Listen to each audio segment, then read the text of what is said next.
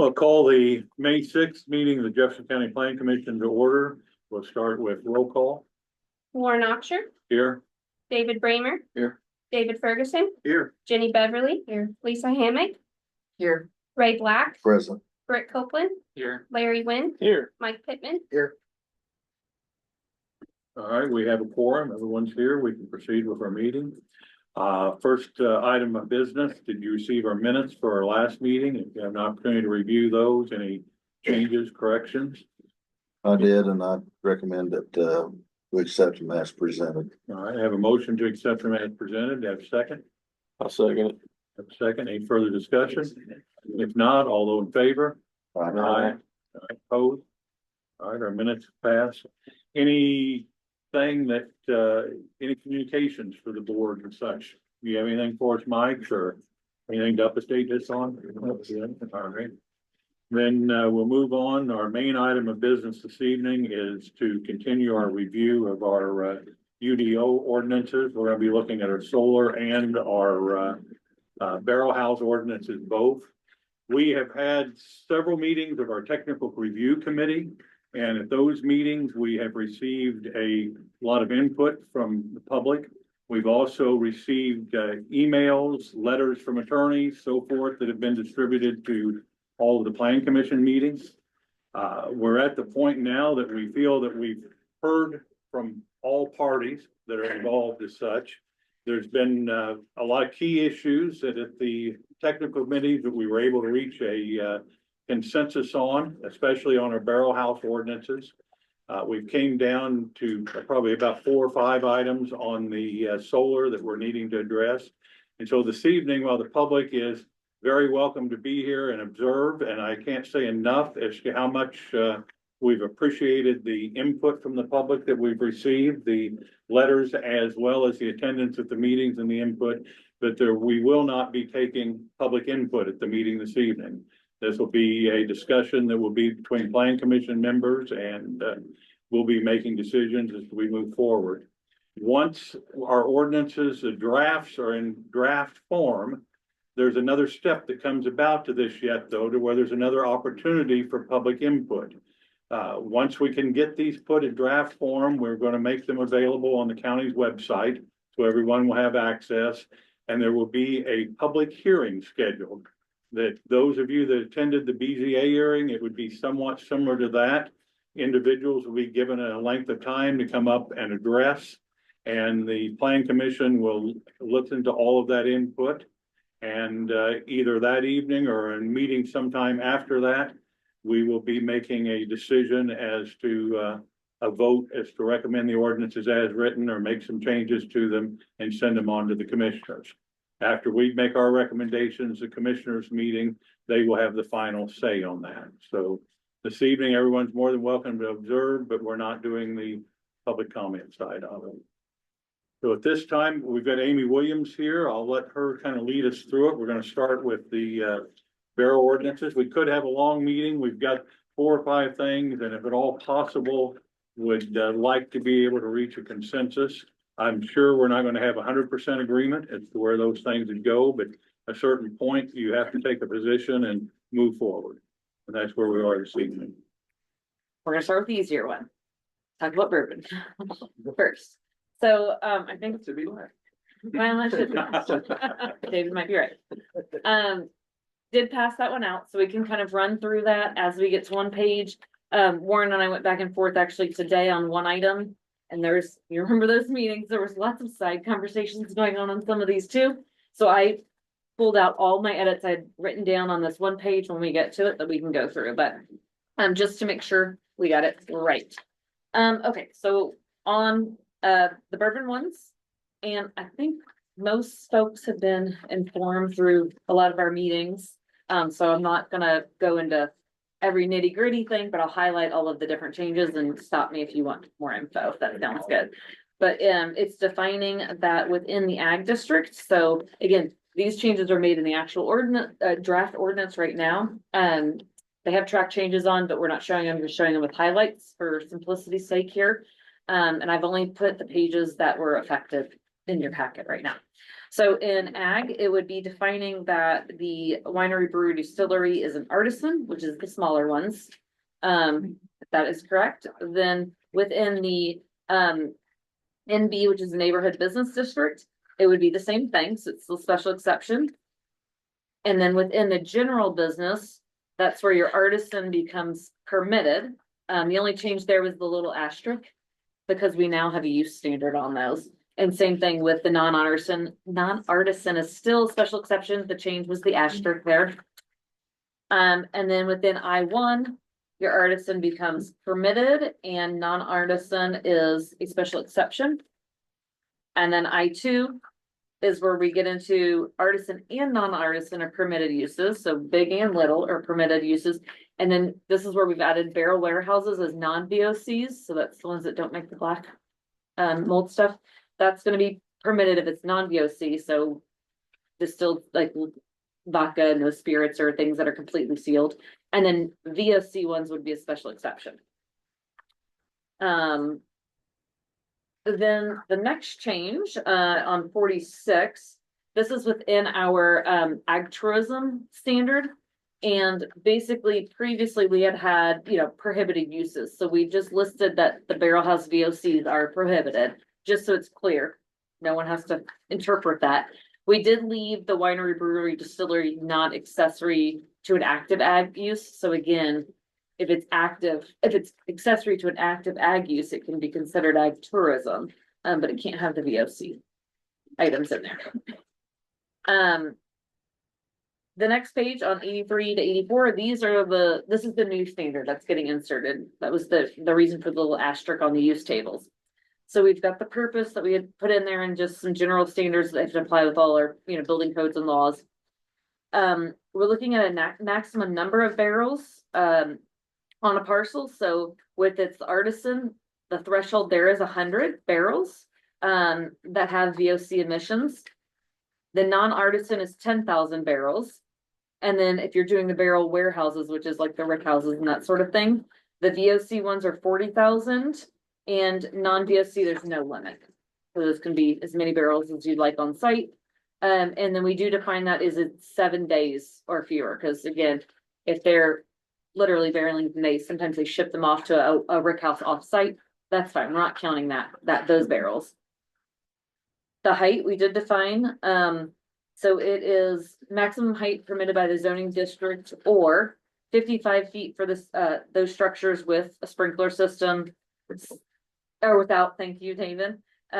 60 feet if it's rack supported with a sprinkler, and 27 for palletized with an automatic sprinkler system.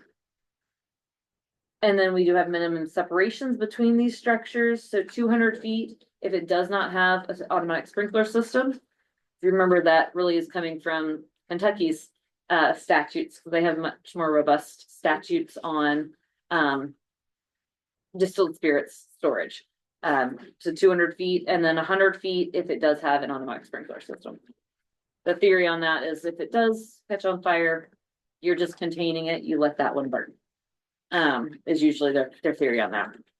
This next page is where I'm going to pass out a sheet real quick. This is what we realized the spill containment. I had a note that we weren't doing it. Both of their notes had that we were doing, or Mike's notes, I can't remember whose notes those were besides Warren's. So I just took everything from this page. It was one of those nights where lots of things were happening, and we can kind of talk through that. The minimum lot area was all new. In the proposed version, there's not a minimum lot size though. My notes said that we weren't going to worry about that because by the time you set these things back 200 feet or 100 feet, like you're already creating at least a minimum lot size. So it is NA, but I'm just verifying with you guys.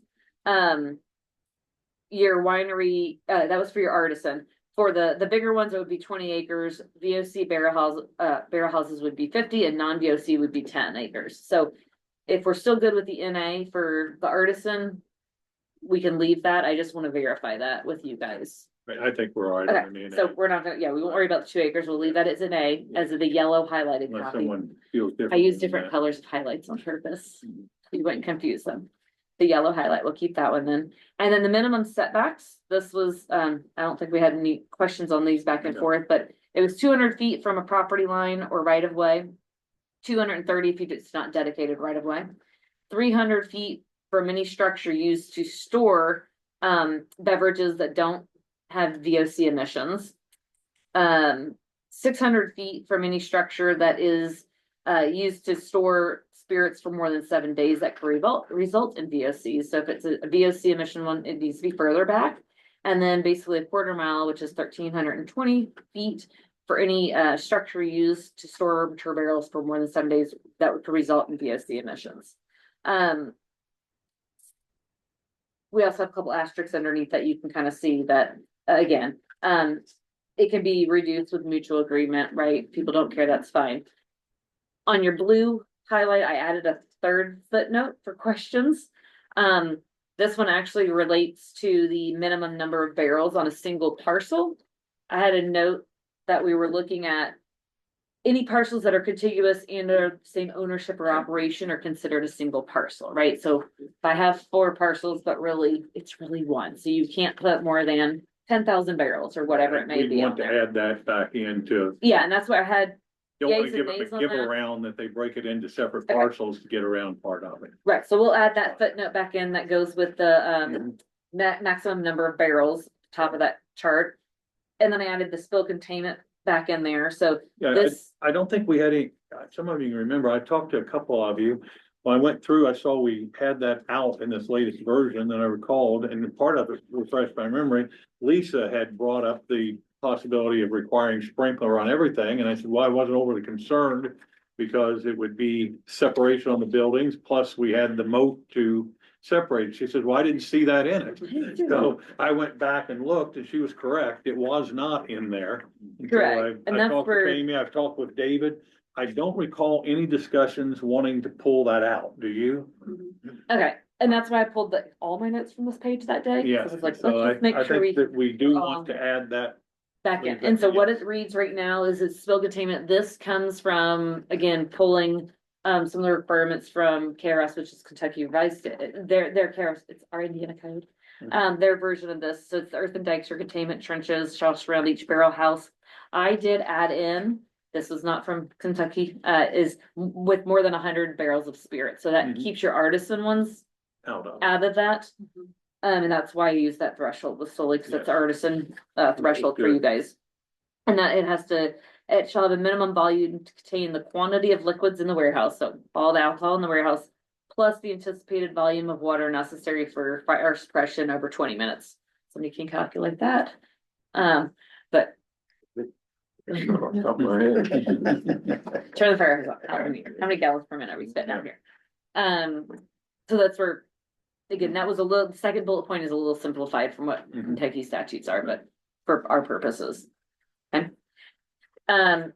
On that same sheet, that last blue highlight, this is one I had that we said was not needed, so I had scratched it, but on the mitigation plan, which is again new, we had said they have to do a mitigation plan for all the parcels or all structures within 1 mile.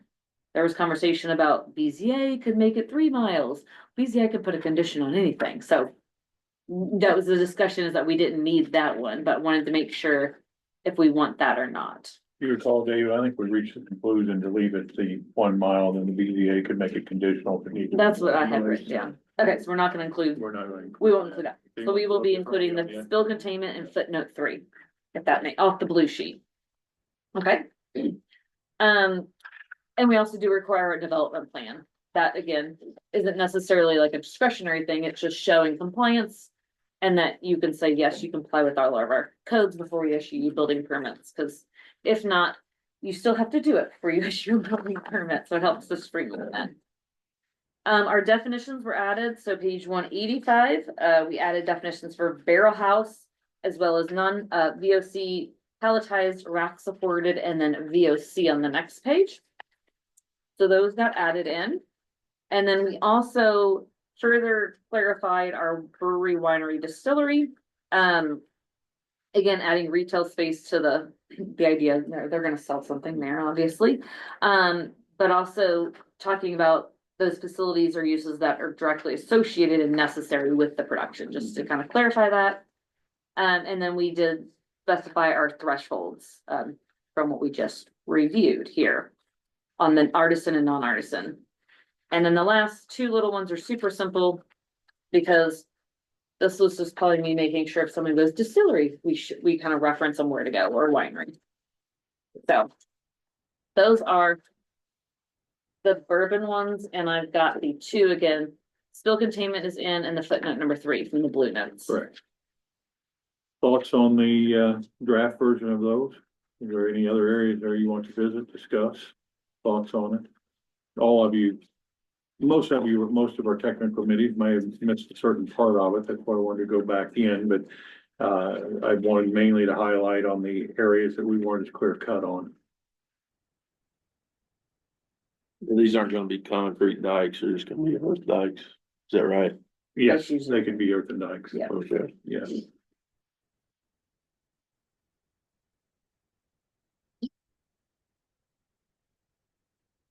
Any other thoughts? I do have a question. You know, in Kentucky, I think they've had issues where they've had spills and they went into waterways.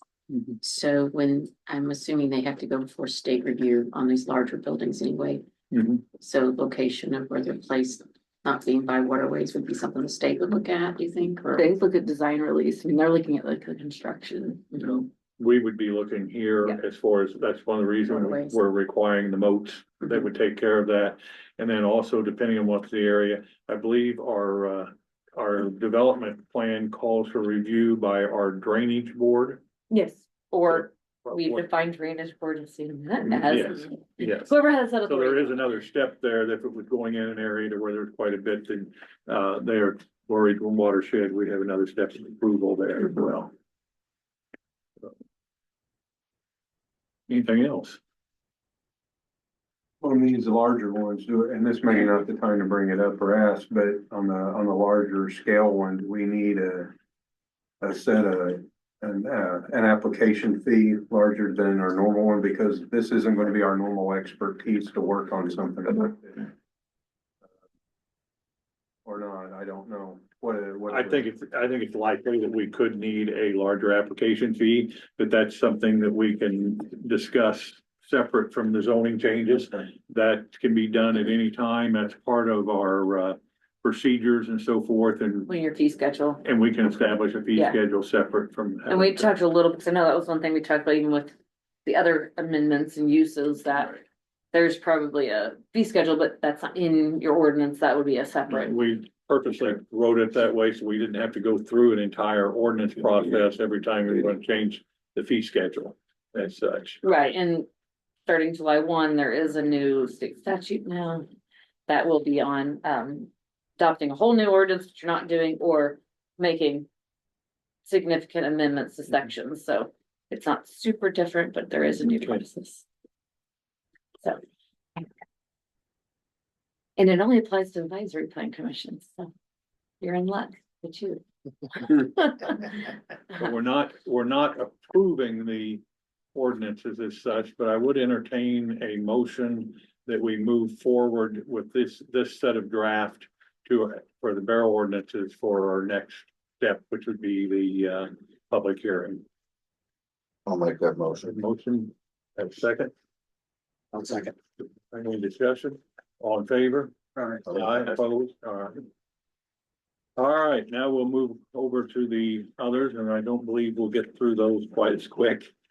But same type of thing, we've had a lot of discussion, there's some individual points here, if there's something that someone wants to go back and visit, feel now is the time to do so. You know, all of this is still open to change, but there's a great deal of it that we did come to strong consensus, and all the planning commission members were there, very excited for that end of it. So.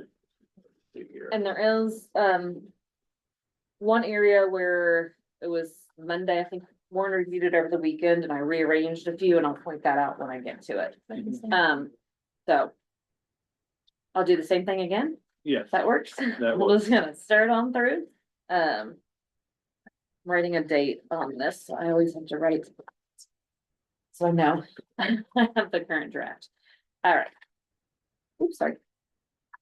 Okay, so what we were looking at here, again, this is the same idea. I went through the document. I have track changes on, but just highlighted those instead of using track changes for simplicity's sake. So in AG, the best tier one, which is just the, again, lower level of those, that would be permitted in ag. We just changed the word commercial to prime or primary to commercial, below, so it still has, commercial solar as a special exception use in ag. That was one point that the first point on my list of 6. And then we did define utility facility, public and private here. So on the list that Warren had kind of sent out, I just copied and pasted that into my Word document here so I can make sure we follow along. That was one that you had pointed out, is that was one the group was not totally in consensus on. But we did leave it right now as commercial SES and ag as a special exception. And we had, a lot of input from public both directions. There was members of public that would like to have seen it moved out to where it had to be zoned industrial. There was also a great deal that wanted to see it left into the special exception, and it is ground that does have the potential of eventually being returned to agricultural use as such. And so we ended up at this point, we're on latest version, we're on leaving it as a special exception in ag. What's thoughts on that? Anyone have strong objections to that? All right. Next.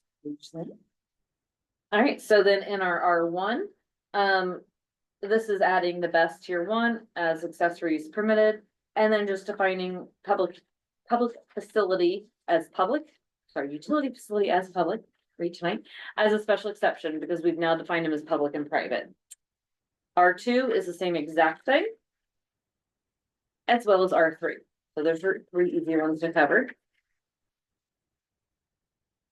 Once we get into the neighborhood business district, we still have tier 1 best. You'll see that that's across the board. That's permitted as an accessory use in every district now, or would be as proposed.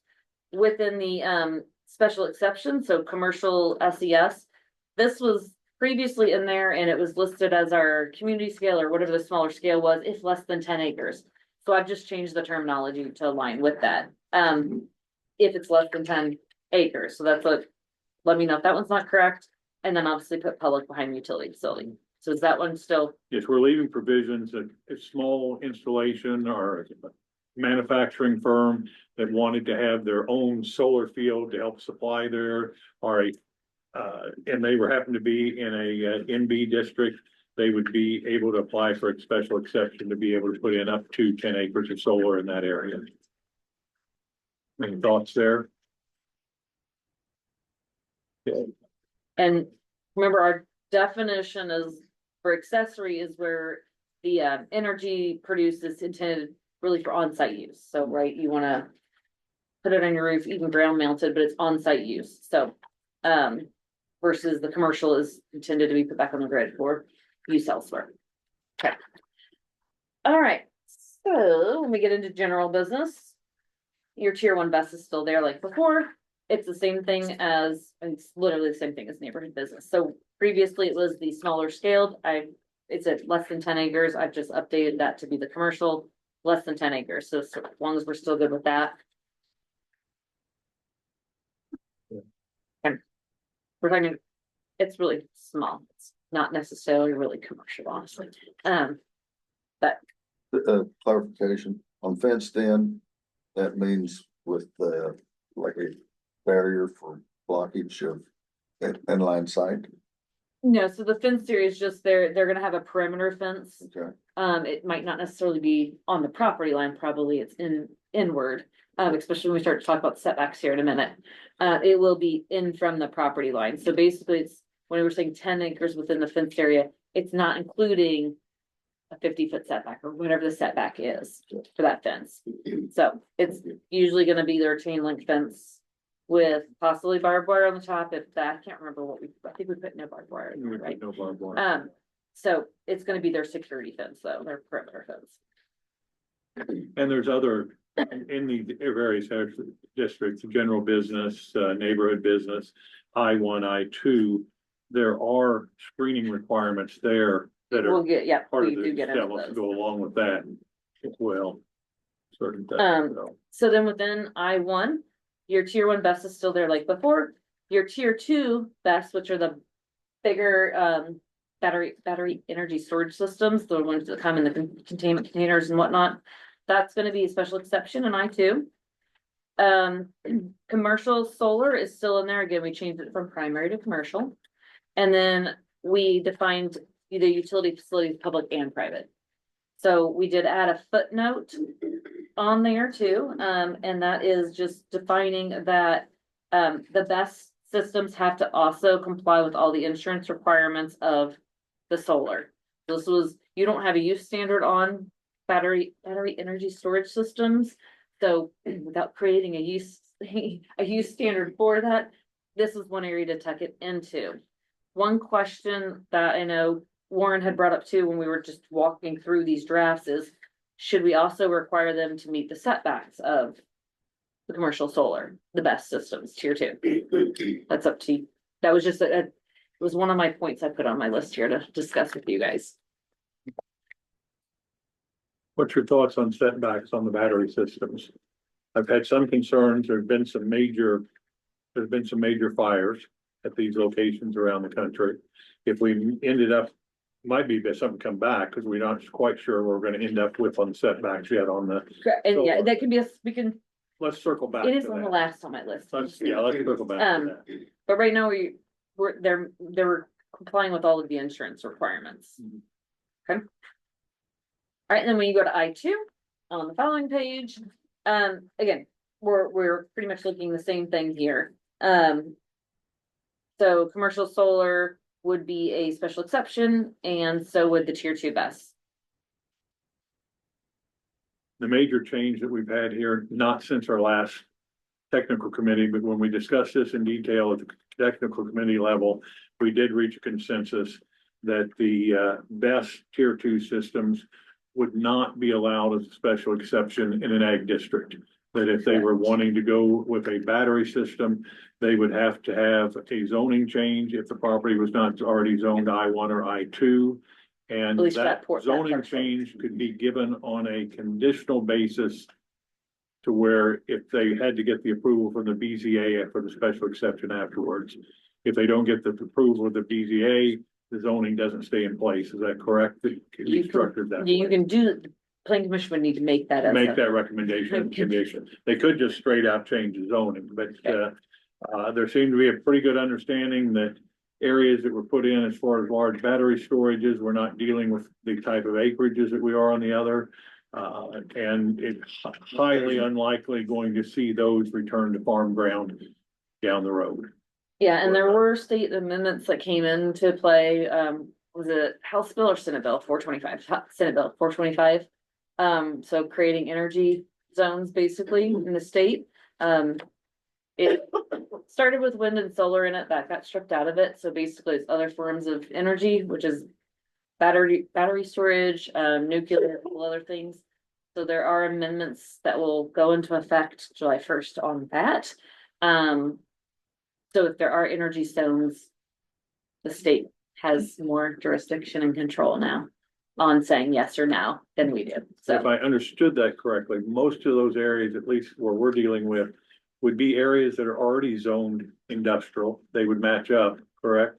They're talking about. I don't wanna say yay or nay on that, cause I wanna look into the energy. Okay, I don't know if you alright. guys have any designated in the county or not. I have no idea. I don't believe we have any designated energy Okay. zones, but when I read through the amendments in the bill as it was passed, it looked like they were wanting to say, if you've had a power plant there in the past and it's no longer in existence as a power plant, putting these types of things in on that property will be under state control and state guidelines, not yours. Yes, but then So- you have like a development agreement locally, so it gets a little weird and Weird, wonky. yes. And that's where then they tucked in some amendments to 3674. Did not make sense, but that's how that works.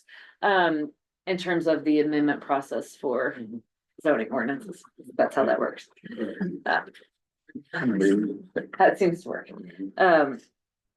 Okay, so if we're good on those, that's good. We've got some. Are you comfortable on On all the Fine. tables. Battery having to go into industrial, light industrial, okay. Okay, so we go to the use standard. Labeled as page 66. And these pages align with, putting the amendments into your ordinance, so they might not quite perfectly align with the adopted ordinance. We've added a number of pages here. Okay, so the first thing is off the bat, we just changed all the primaries to commercial, the term primary to commercial, so anytime you just see the word commercial highlighted, that is why. So we looked at the setbacks, for a big one, that is the number, what, 2 and 3 thing on this list from Warren. So these are ones that we did not have consensus on, for sure. Bigger idea is parcels with existing house, church, school, or cemetery. We have bigger setbacks for those. And so we're looking at 500 feet from the edge of that structure, but at least 200 feet from the property line. That was kind of, I'm gonna call it middle ground. If I can call it middle ground. If it's adjacent to a parcel without those things, and it's zoned ag, one of the R's or neighborhood business, then it's 500 feet. If it is a parcel without an existing one of those items, and it's zoned any of these other things, it's either 500 feet for the residential or 200 feet from the property line. So basically, if it has it has to be at least 500 feet from the primary structure.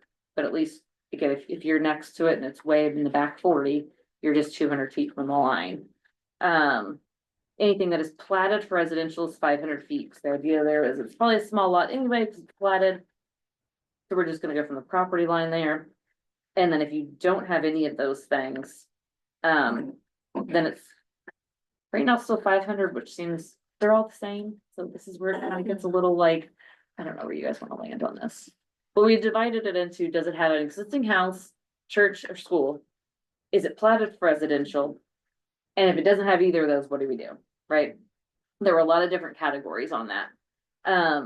Basically everything's ending up at 500 feet, except for the last one's 200. Or 200 if you have a really big parcel next to you and has a house. And then 50 feet for the setback of the fence, which is what you were talking about. The actual perimeter fence would be 50 foot back. So, David, what, you brought this up originally when it came up, 1,000 foot was tossed about. There was, at the committee level, there was, as high as 1,000 foot setback, and then the other discussion that was primarily there was, should it be from, property line on a non-participating parcel or from a existing building as such, and, we talked about situations to where you could have a 40-acre farm there with a house sitting up here in the front corner of it. And if you made it the property line, it would be a over amount of ground tied up in it. And then we also had members of the public who were concerned that, well, somebody might want to build a house that was a family member or so forth on that property in the future. And, we somewhat reached, I believe, that discussion, we wanted to stay from the building more so than property line. That at least going forward, someone would know what was there when they made that choice to build and could decide whether they wanted to proceed with it or not. yeah, the idea is if it was zoned R1, 2, or 3, or platted, like a subdivision platted for residential, those are gonna be small lots, so like, let's just use the 500 feet. Yes. Right, that was kind of that theory on that, that's, the second and third time you see 500 feet in that table. Yeah, if there's a house, it was just what Warren said, we at least wanted 200 feet off, but 500 from the house. And then that last one on the list is 200, again, if it's ag and no house, then it's just 200, just like it, it was above.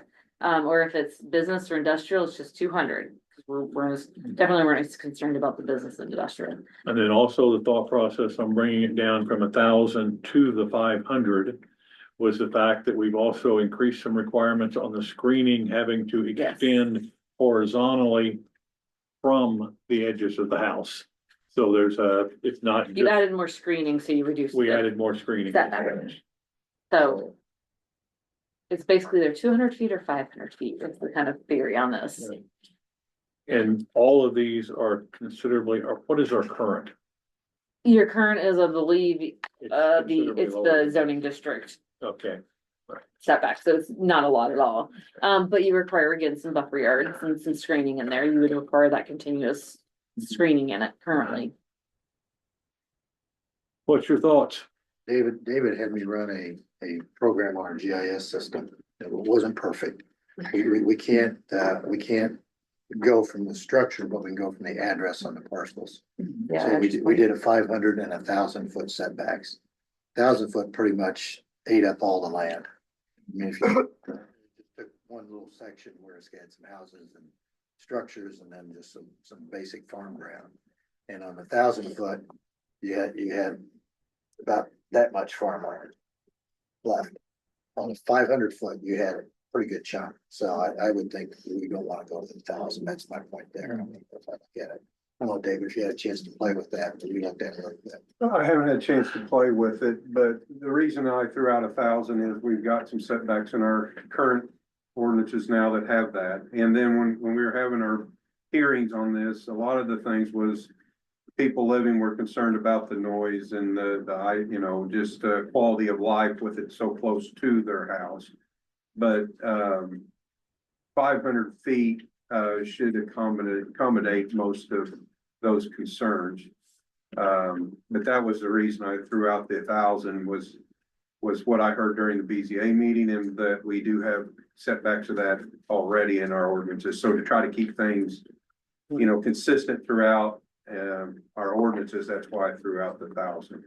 And then what, the concerns that people in the hearings we had of what they had to say. So I don't know if that 500 would cover it, but that seems a good spot to be at. I agree. I think 500 would be a good number to stop at. You get to be 1,000, She's up a lot of you're ground. getting way up there. I think we're probably have a consensus that cannot be more than the 500. Is there any discussion on it being less than 500? There have been some concerns as to 500 as to how much area that you create as a buffer and how's that buffer going to be maintained, or how that effect of it is.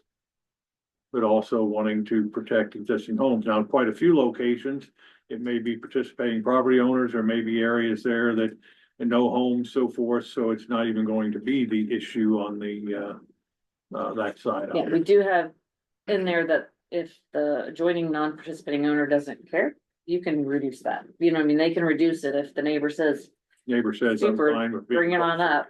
Yeah. Bring it 20 feet from my property line, I'm fine, then that can be reduced. If they come to an agreement, just to point that out. But, so we're staying at 5, or did you What want do to you talk do? anything less on any of these? Comfortable staying at I wouldn't go any less than 5 on the dwelling. Now, the property lines and that, I'm open there, but I definitely think your home needs this minimum of 5, but property lines, I'm open, but I really do think that dwellings in churches should be 5. Okay, I agree with David. I think it's the way we ought to go. Okay. okay.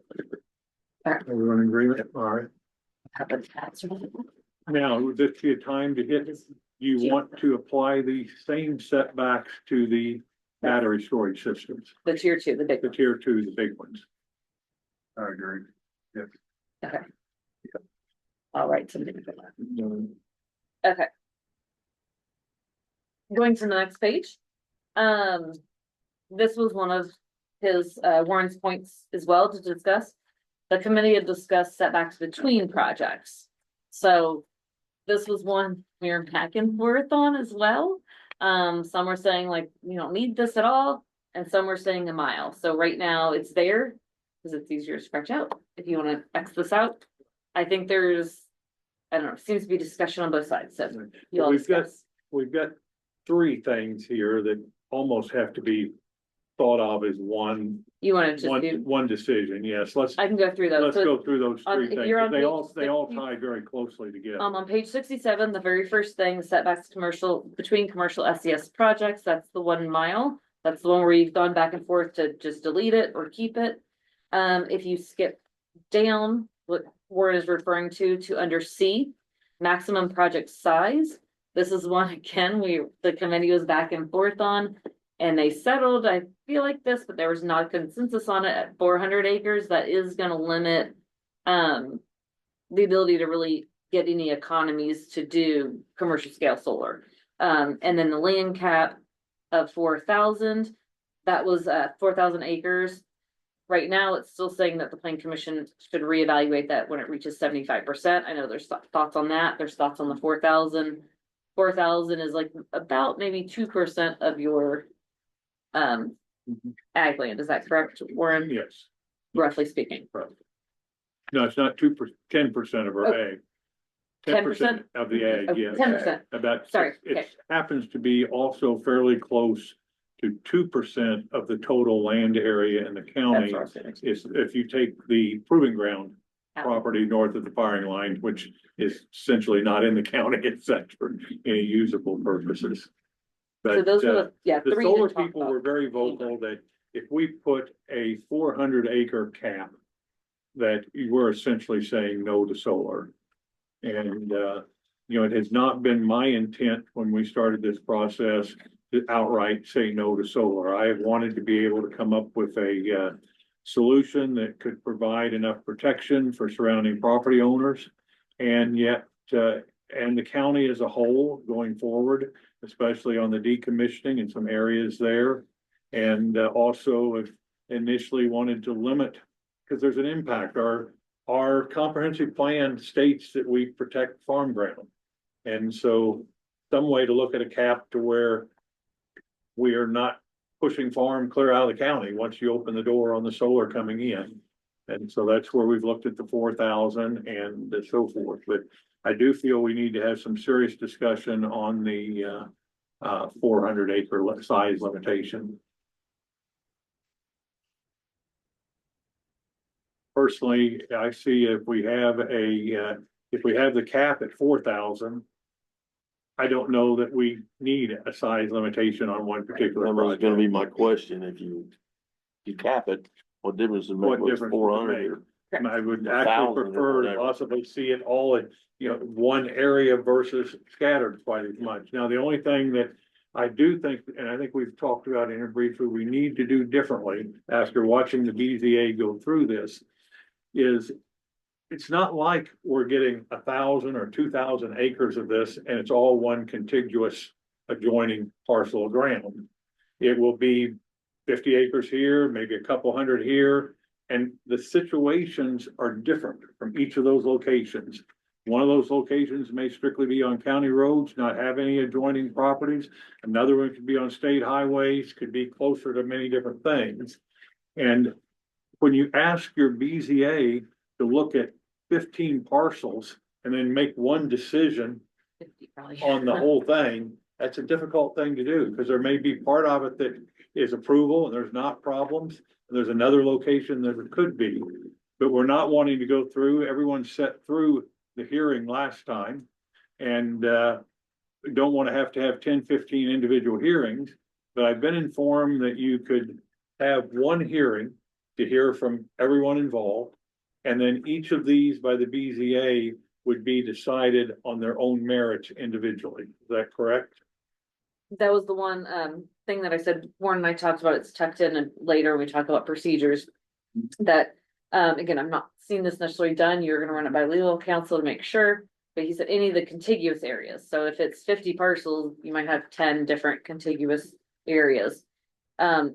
The thought Warren has, you actually hear the merits of each one individually, right? So we could talk about this one, we could talk about that one. So it gets hard to see 50 parcels that are spread out across the county, and that was your thought on that.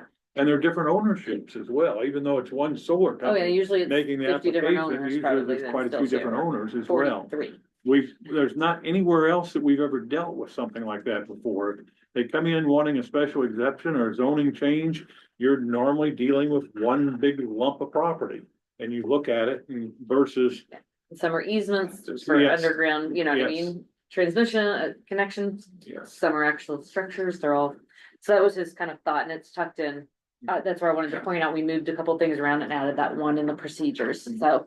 That would be very helpful for the BZA that we could, look at it on a per land situation, because it's like Warren used an example, one half of the application could be perfect.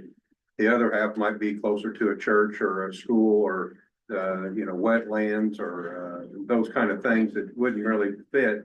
And if we had the ability to be able to fill out one piece rather than approve or disapprove the whole thing, I think it'd be a lot more happier people.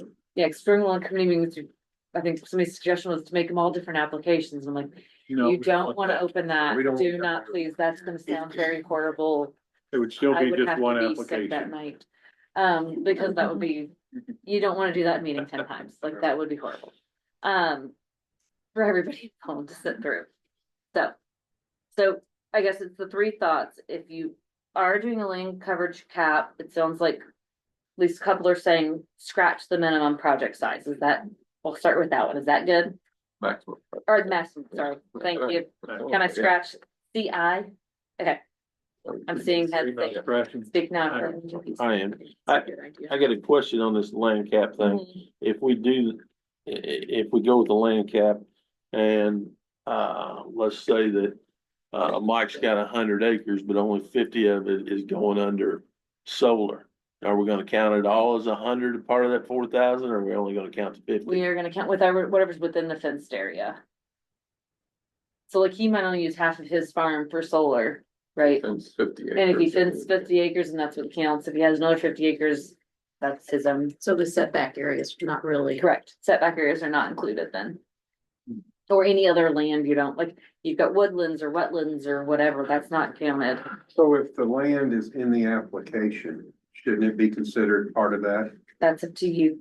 I mean, Guys. it does it to me, if the land is part of the application, so and they choose only to use half that land, but it's part of the application, then it should be part of that 4,000 acres, in my opinion.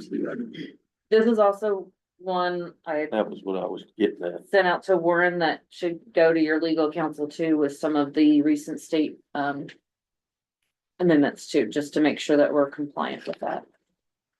It would be nice if you would know how much of it is actually gonna be solar panels, how many acres are actually solar panels, how much is it setback. I would find that interesting, I would wanna know that. And that probably wasn't in the applications before, so you really couldn't tell how much was setback, how much was screening, and how much was actual solar panels. In the application, it's just the total land And presented to us. I think that would, that would be. Well, in the application, No, there they are was- gonna have a they site broke plan that's down, gonna have But a it's not fence. broken down to the point where we can know the acres here and there. Yeah, they would. It And was, and our site plan would break it down, Yeah. this new one would, and The in the new one last, would. yeah, and in the not the old one. application, Don't there was, think about that one. Referring to the- you know, the old one, they gave us a total of the number of parcel acres that were involved, which these aren't exact numbers, but just ballpark, it was 3,000 and something. And then they also gave the number of acres that were actually going to be fenced in Handled or solar something. panels, which was 2,000 and something roughly off the top of my head, so. Yeah, I- they will give you a site plan Right. It as would, part of it would this, be so. nice as a new one, in each parcel you could see. And we how would much be is seeing that, actual. our site plan Yeah. calls for that to be shown Yeah. on each of those. Mhm. But I think we need to give a little more thought, though, that if we're gonna require the 500-foot setback, that we stick with our acreage count, and we're capping at 4,000, that our acreage count is what's in the fenced-in Yeah. area. Just on some of these I've seen, you Yeah. might have a number of hundred of acres on a parcel, if it's a big one, say, that's woodlands or something. We're not, nobody's gonna touch it. Mhm. Or ones where you have just the easements going through for your transmission lines. And they're only gonna disturb, you know what I mean, Right. 40 feet. Mhm. And I mean, we aren't, I guess we can clarify that's actually even included in here. You can't see it, it's all underground, so that wouldn't be included if it's just within the fence, right? So, This is probably a dumb question, but consider who it's coming from. If you're using 50 acres, for the solar panels, and I decide I wanna log that other, is it gonna be an issue? That would be between you and whoever you've leased it to. Okay, If they, and I'm sure that they're generally speaking not going to want to lease ground that they're not going to be using. find it's I out. got you. So I'm sure- I got you. I'm just, Maintain. you know. I would think you'd still be able to.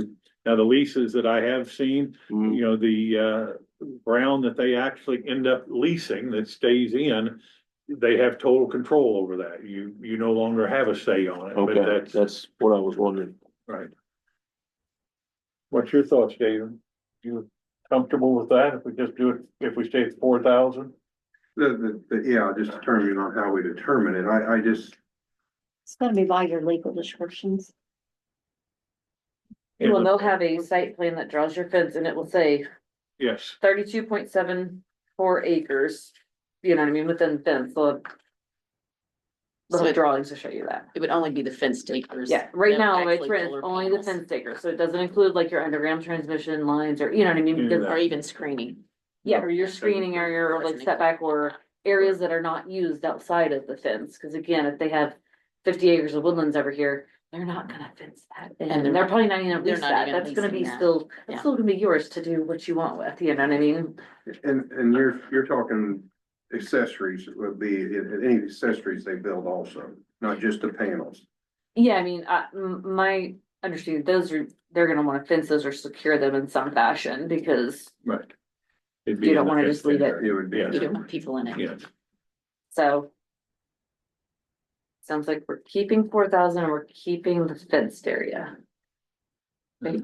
So, but on the maximum project size, it sounds like we're scratching that one out, correct?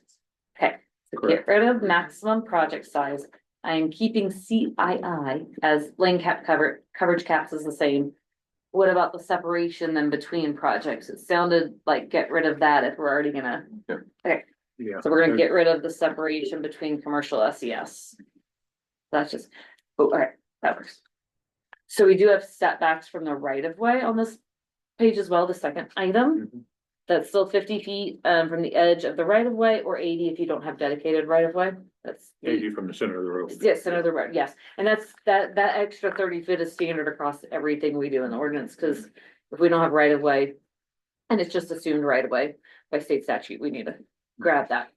Setback reductions, if the, adjoining property owner doesn't care, those can be reduced, that's fine. I think that works, we got through a lot of these, I'm checking these things off.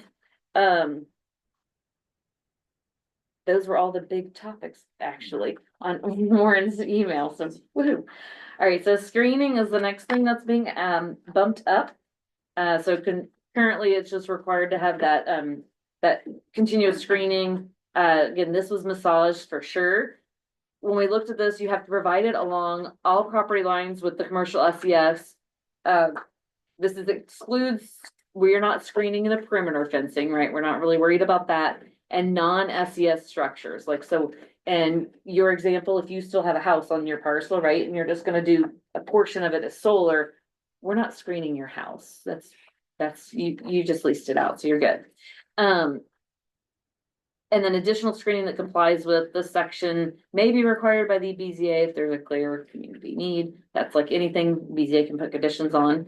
So screening from the right of way, we are not requiring screening along a right of way property line. Unless it is required for some other reason, right? There's a house right across the street. So basically you don't have to screen right of way or public roads. Screening for a participating parcel. So again, you're participating, we're not screening you, we're good to go. Screening for non-participating. So if the adjoining parcel is zoned R1, R2, or has a recorded residential plat, so it's a platted subdivision for residential. A continuous screen that complies with the next couple of pages. Is required for all parcels that abut the R1, R2, or the platted subdivision. Screening shall be required along the entire length of that parcel. So when we changed it, was just the ag parcel here in a moment. So we figured if it's R1 or R2, these aren't our 50 acre, 40 acre parcels. These are usually an acre, 2 acres, quarter acre, less. So we're just gonna require it along that entire screen or that entire parcel line. With an existing dwelling, so it doesn't matter your zoning, if you have a house on the neighboring property. A continuous screen that complies with the next section shall be provided on a parcel that abuts that. It's required along the entire length of the dwelling structure and extended 100 feet in both directions. So if I have a 500-foot property line, right? My house is down here. We're gonna screen along the whole house, plus 100 feet in both directions. but I'm 400 or 500 feet away back here. I'm not screening up here, right? I'm just screening around the house, basically. Does that make sense? So it's something, again, if you're zone, it's mainly your ag zoning where your house is on there. Where these would be going, we have very, very little R1 or R2. Yeah, I mean, there's not It's really almost non-existent. R1, R2. If you want, for simplicity's sake, we probably could just keep it all as one, because honestly, 100 foot on each side of No, the there's structure. a little bit of it out there, so I But would, it probably covers the whole R1 or R2 Right. lot, I guess, honestly, if you want to just call it anything with an existing structure zoned R1, R2 or platted. I know, we tried to kind of break those out. But does that make sense? So we're not screening the whole 500 feet, just where the house is and 100 feet on each side of it.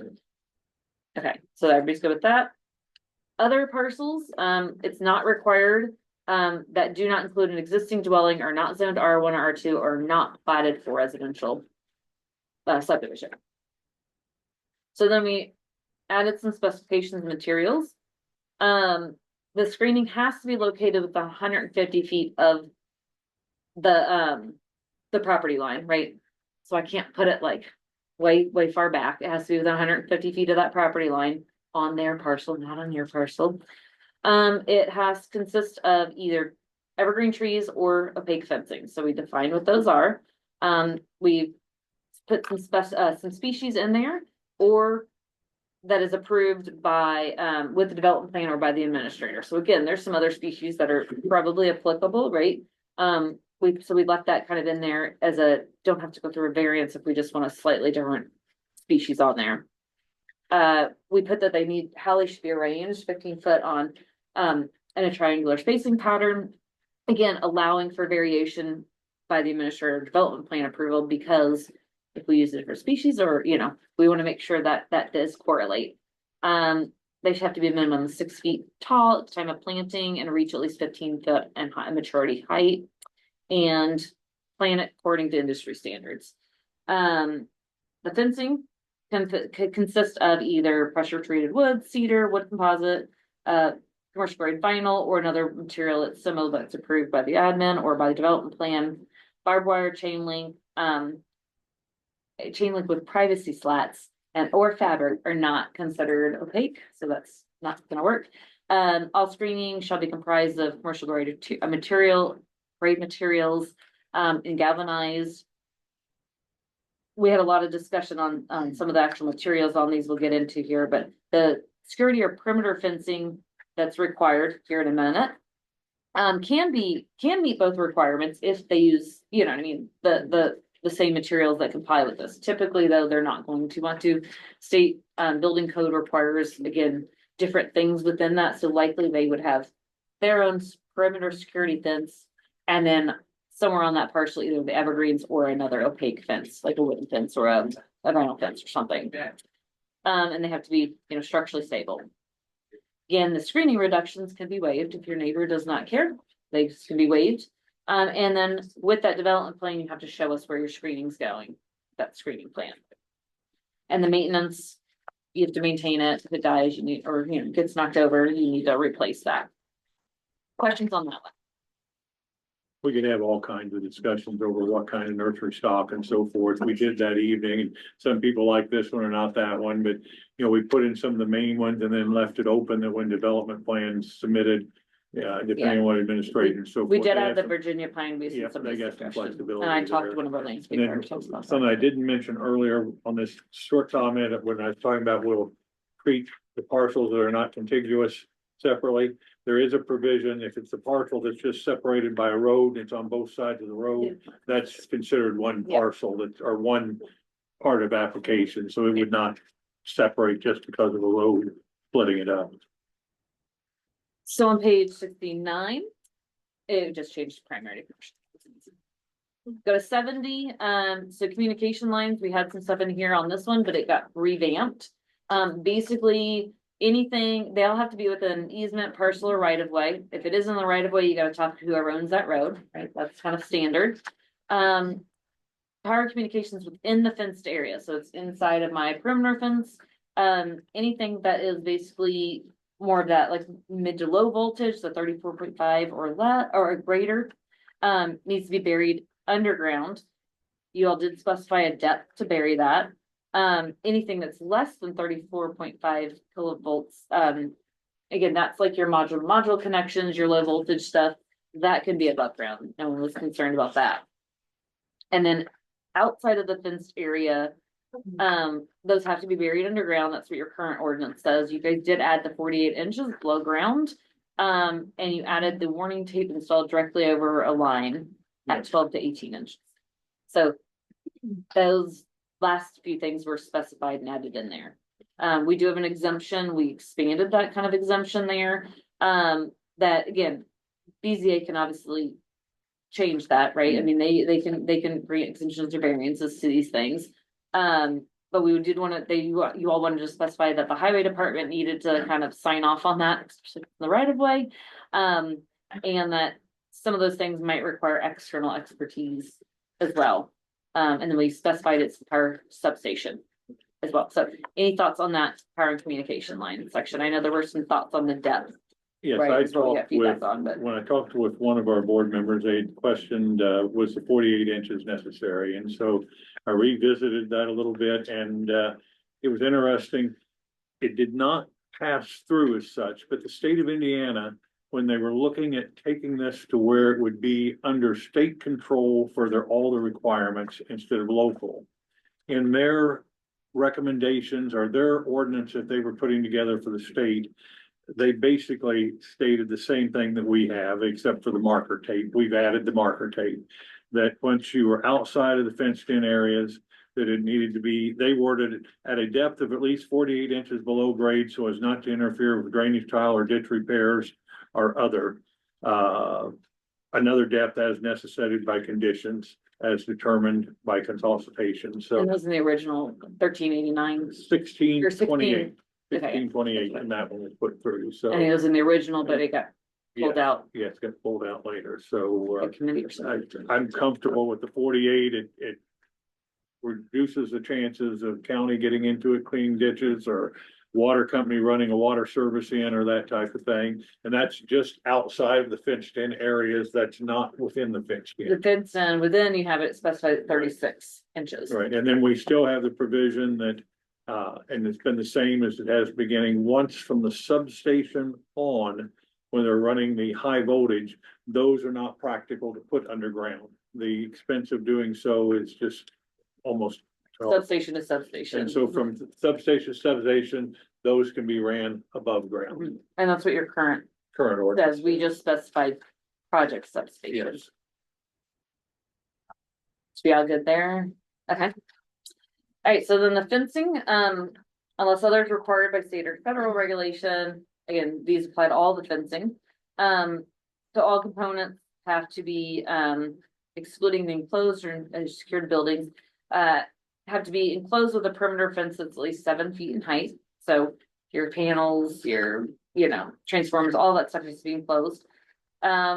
Wildlife friendly fence designs are prohibited. That was a big discussion point, for sure.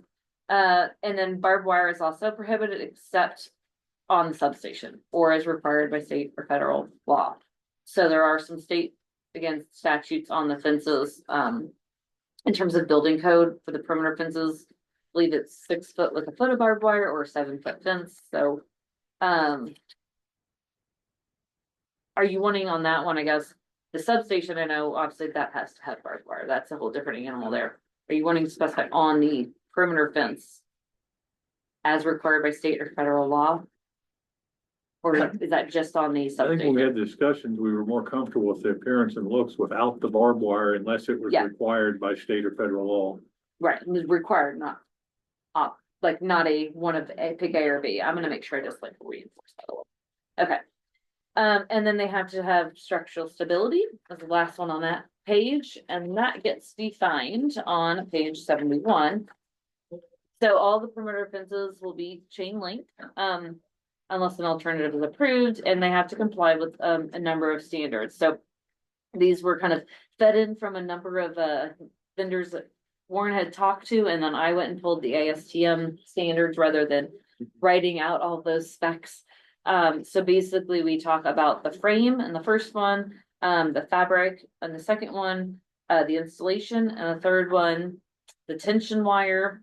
And number 4, the fittings, fence fittings, and number 5, the swing gates, number 6, and then the welded joints.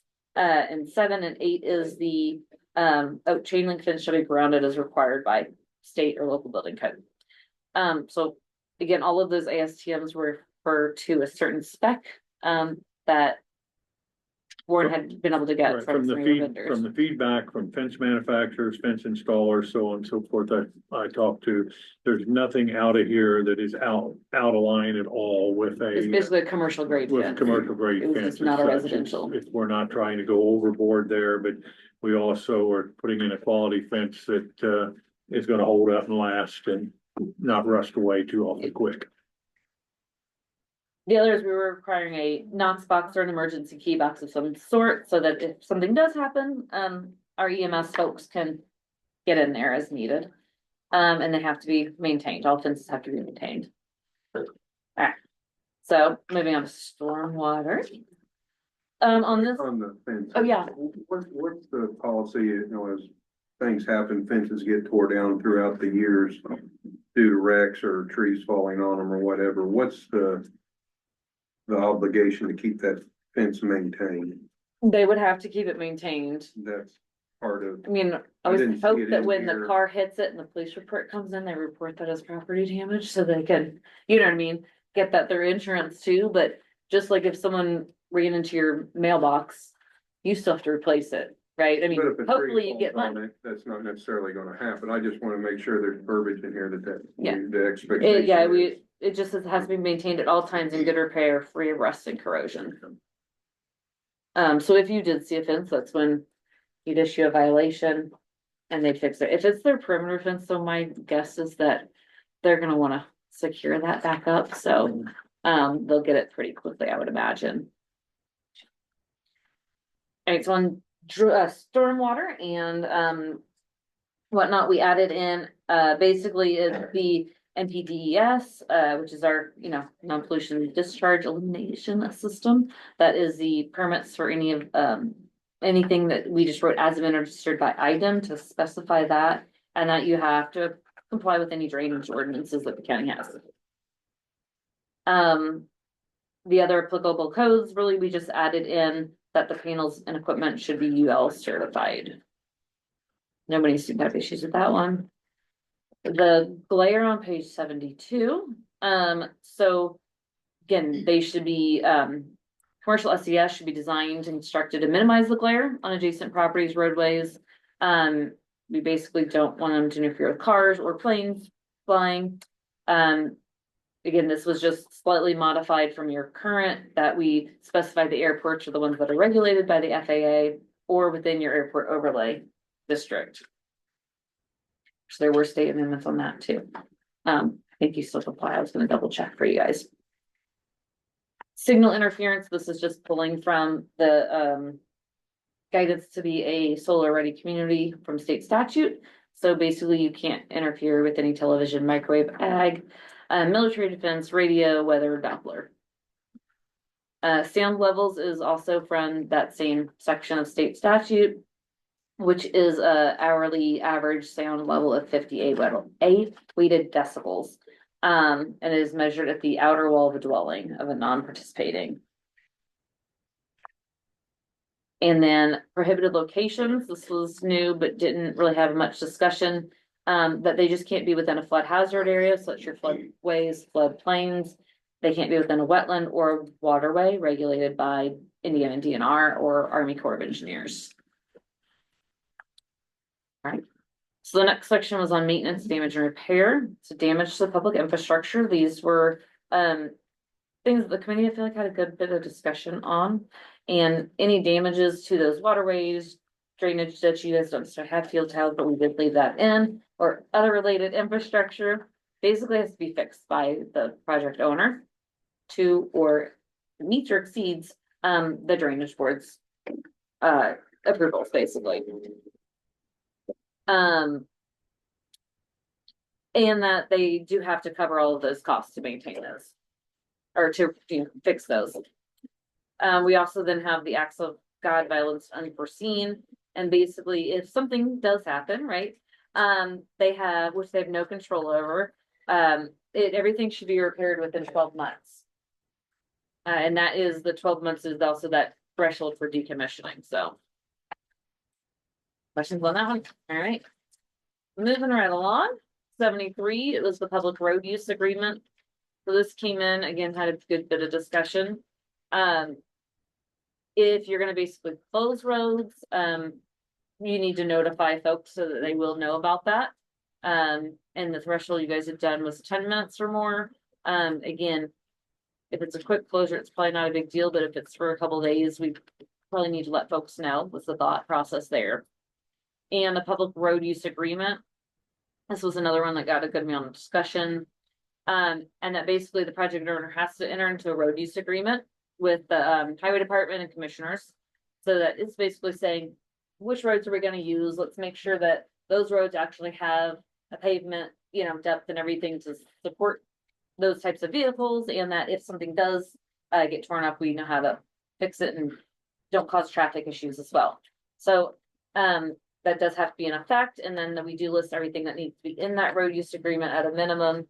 A point of contact for the project owner, identification of all the roads they're going to use, any roads or routes that are gonna have vehicles more than 10 tons, staging or holding areas that they may use so that it doesn't cause backup. Their process for moving some of the oversized equipment, if you have oversized vehicles or oversized items coming in. Temporary improvements that are necessary, so if we have a culvert crossing that's not gonna be, doesn't have thick enough pavement to support that. Provisions for dust control, that's really gonna be applicable if it's a gravel road. But there were some roads in the county that are gravel. And then obligation to repair anything that they damage. Okay. Bonding is what's on 74, the decommissioning items. So the time frame, your current does still say it's 12 months, so if the project does not produce power for 12 months, that's when it would need to start the decommissioning process. We did specify in here that it could also be an area, as Warren said, it might be a couple hundred acres here, a couple hundred acres here, a couple hundred acres there. If one of the areas does not produce power, then that area just needs to be decommissioned. Right, we added that, did not want to get into a situation to where, for whatever reason, there'd been storm damage to a particular area and they decided not to put that 100 acres back into service. It just was able to be left sitting there because they said, well, we're still producing power over here. So if those panels are no longer producing, they're going to need to be decommissioned. So it's just that specific portion or area that's not. Not the whole needs to entire be project, just decommissioned, the yeah. area, yeah. And the only area that, yeah. your next one is I have, are we on that one? This Yeah, so 3 this year. was something that got added in based on the comments that they have to complete the decommissioning. Complete decommissioning shall be completed. I'm gonna come up with a synonym there. Final decommissioning, right, or whatever we call it, should be completed within 3 years of the last date that a system or a portion or area produces that power. So it's basically saying you had 12 months to start decommissioning, and then you got 3 years from that point. Or 3 years, 2 more years, thank you, Warren, to actually get it decommissioned. And that includes everything within the decommissioning plan. I feel strongly that the 2 years from the time that it definitely has to be decommissioned is more than sufficient to be able to get it done. I don't see any need to go any longer than that. Is there any need to be any shorter than that? If it's a big project, it could, you know what I mean, I would think take a while, What's your thoughts? But I don't- Rick? I still think I think 3 years is the way you've got it set up is fair. Okay, There isn't any reason they should be able to That's adequate. take should care of be, it. should Yeah. be quicker than that though?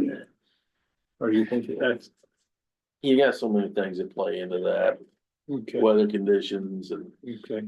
possible flooding, there's just some things that can happen. All right. I'll leave it at 3 then, if everyone's comfortable with that. Okay, okay?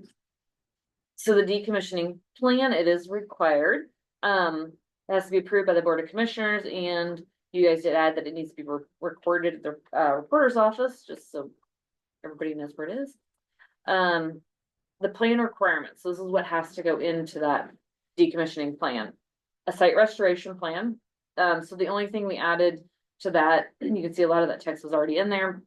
But it's restoration of soil and vegetation, and we added including all tillable and pasture acreage being restored to the same pre-construction soil productivity. That was something that got added. So it was basically saying if it was productive soil before, it needs to be productive soil, not just fill, is what you guys had wanted. That's right.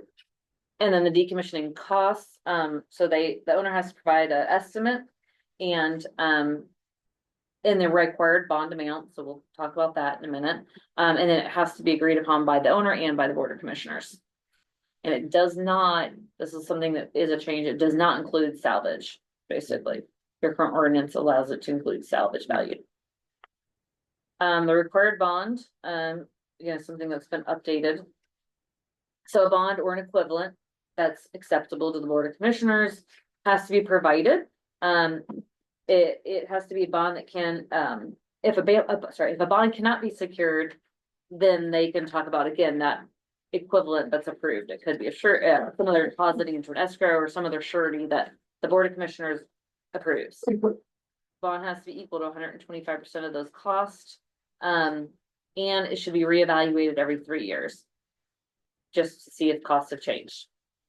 The bond should be fully effective and executed within 60 days of whenever the board of commissioners approves that. And it should apply to the initial and any updates to that reevaluations of the costs. Well, real quick before we leave that page, on, we talked about, or had some conversation that when they decommissioned the landfill situation, that we were gonna require recycled. I didn't see anything in that. It's later. It's later, we Yep. just haven't got to it yet. Yep, haven't gotten there yet. It's Okay.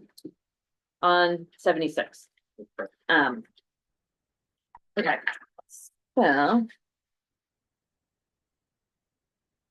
We're going up to top at 75, so then the term of the bond should be 1 year and renewable for at least 30 years. And it should be non-cancelable or irrevocable terms. Basically, it has to remain in place, until it's been decommissioned or the bond's been called in. So whichever one happens.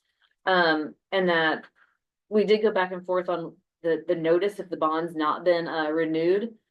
Because it has to stay in place is one thing. I said, but it'd be nice to know. Right, I mean, that's something that the bond company will just give you notice. Well, there's some language here that's a little bit redundant, probably in some ways. We address the minimum term, and then we also turn around and we talk about notice if it's not renewed. But the key part and I ran those by our legal counsel today to get some input there, and he agreed they were redundant, but he didn't know exactly terms, didn't see with a problem with leaving the language in. But the main section that we are requiring on this, it's been a concern for a lot of people, is the type of bond or security, whatever it is that they put up. It has to be put in place before construction would start. Before you get And once it's put in place, it has to remain in place until the project's decommissioned. If they've taken out a bond and it originally had a 1 year, 2 year term, the bond company is not off the hook just because they didn't get paid the renewal amount. And bond companies tell me that it is possible to get that type of bond.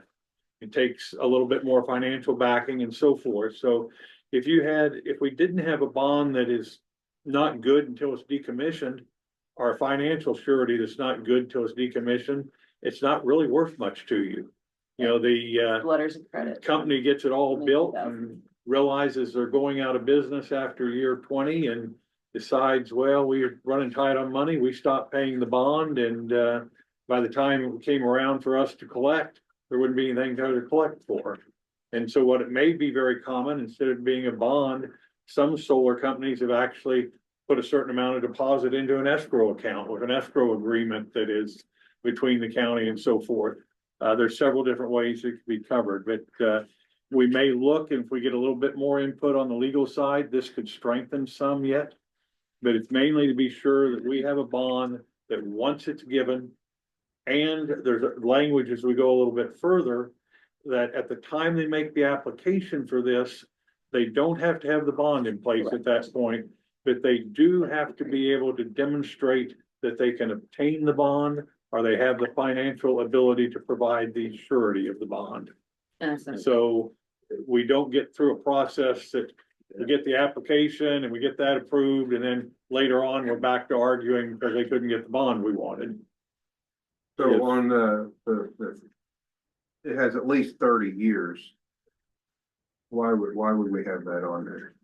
It's, I Wouldn't don't, it be that needs to be taken off? we need some language that clarifies that the term of it, yeah, but I don't know how the bond itself reads on that. I don't either. The thought is, again, 30 years is probably the shorter life cycle from what I've heard of the facility. Well, the problem is at the end of the life cycle that I'm worried about. Let's say they stay productive and for 30 years, and then on day one, they go out, then we gotta clean up the mess still. Yeah. It needs to be for the length of as long as the project's in place, as long as that equipment is in place, they have to have a bond in it for the infinity amount of time. And that's where I don't know if I think the 30 years came from talking with some of the, No, No, there wasn't. no, there Okay. wasn't 30 years could come out, they're really, okay, right, For the bond life of the or project? escrow account, Your letter of credit. yeah. Whatever. letter of Yeah. credit, escrow account, Yeah. or whatever.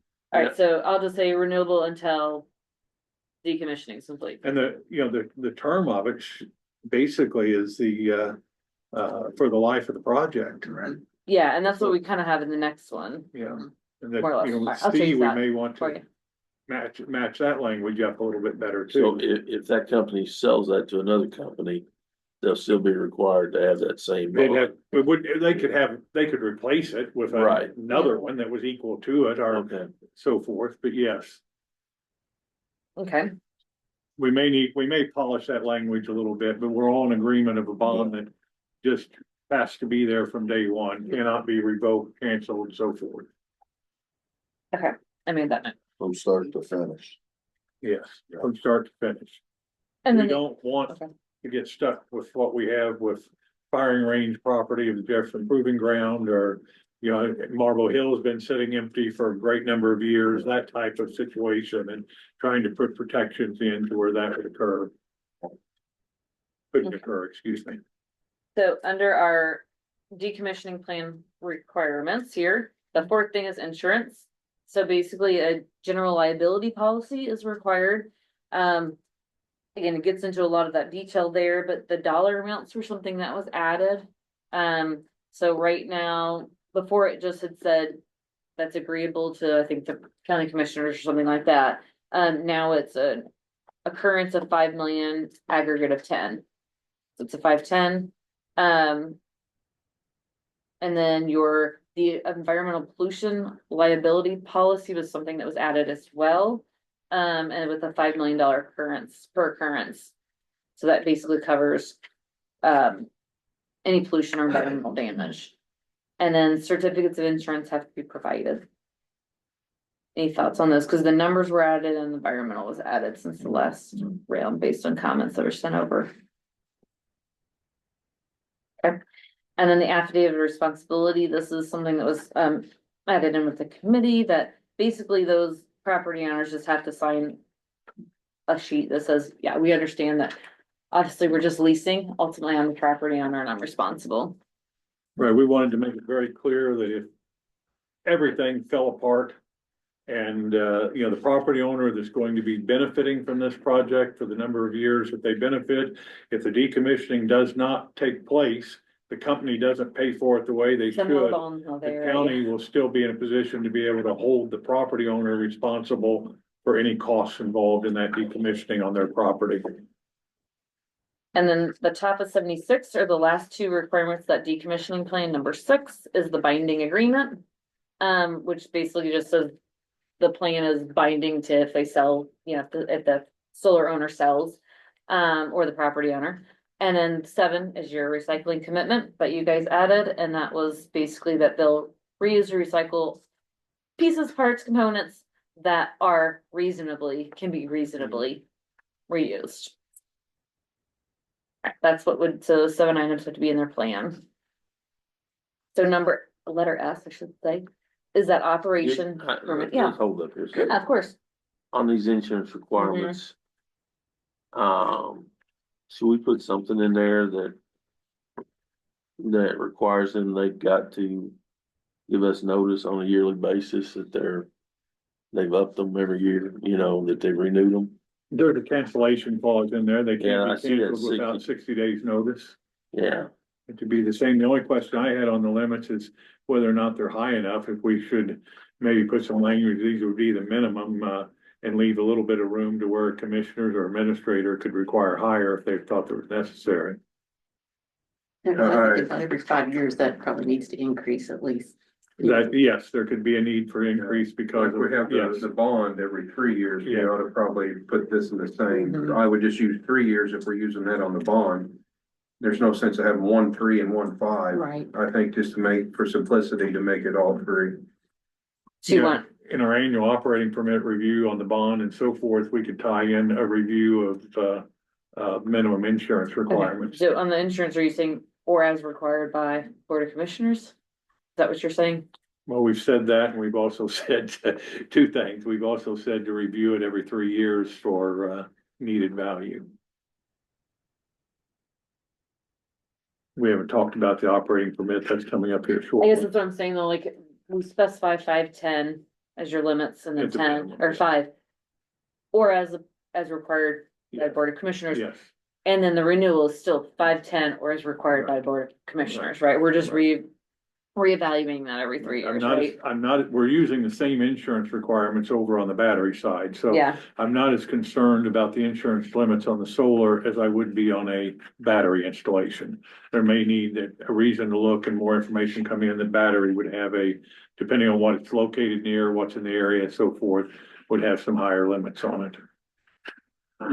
You don't think you. 5 and 10 aren't very Not very high. much. They're not very high limits. No, not today. No, not I would- really. even the environmental ones.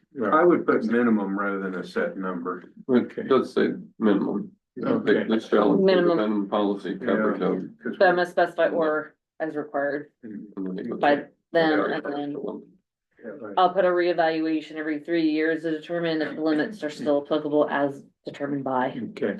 Board of Commissioners. Yeah. Keep pointing to them.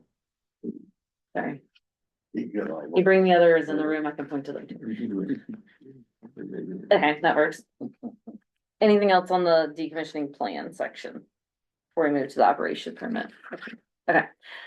So on 76, the operation permit, again, they have to obtain a operation permit that's approved by the plan commission. The purpose of this permit is to ensure continuity of all required insurance and bonding and provide a mechanism to address any pending violations. It is not intended to be a review of the approval of the use and cannot revoke a special exception approval. So that's not the intent. It's more of a logistical administrative thing. Not to review the use or anything of that nature. And so we're saying every 3 years, and it was annually. It's a good suggestion, I think, to go to every 3 years, just because that's when you're reevaluating everything, so let's not have to deal with that annually if we don't need to. One thing that was added, though, that failure to obtain that within 180 days, so half a year basically, of it expiring, triggers the need to start to do decommissioning or go through that route. That's hopefully just enough to get people to come back in then.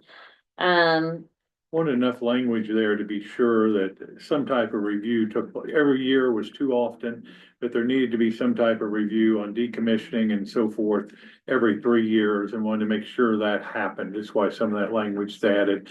It would be the same type of thing that if there hadn't been things addressed on fence being knocked down or vegetation hasn't been kept up, of course, those could be addressed on a monthly basis when. You address it when it comes in, but at least gives you But one point of It gives you a contact. point that you have an opportunity to clean some of that up. Yeah. And that you do have, if you need a third party to review some of those cost estimates, obviously that's what that's for, that you guys can use an outside party to do that. And I think also, that we're having the solar people pay the cost of that, so I think this probably should be wood or something worded a little bit different to where basically the You want to say project owners? yes, we're gonna look for a third party that is capable of being able to do the reevaluation of the decommissioning costs and the compliance with the conditions of the UDO. When we talk about decommissioning, are we talking about total closure of the Yes, whole facility? yes, Well, So, it could be a portion, It like could they be a could just portion. decommission. yeah, a portion right, of if it. something doesn't work for 12 months, yes. but in that, on that, is that gonna include buildings in those areas? and Yes. everything? It's all Yes, structures. that Everything, includes everything. Okay. And above and below ground. okay. And then the application, this operation permit, should at a minimum, provide the current certificate of insurance, proof of the surety bond or the equivalent. And then you guys added in the amount of energy produced in the last year. And anything else like contact information, that sort of stuff. Development plan. So we talked about that. We have our special exception that's gonna go to the BZA. Development plan, you require those more or less in your ordinance for all non-residential primary structures anyway. So that is, again, it's not a, let's negotiate, it's a, does it meet all of our standards? And it's a better way for staff to be able to sit down and actually, yes, you meet the setbacks, yes, you meet the screening, yes, you meet the height, whatever it may be. We are requiring this to be submitted concurrently with a special exception application, so you get that level of detail you were just talking about. Previously, that was not required, so you don't get that level of detail.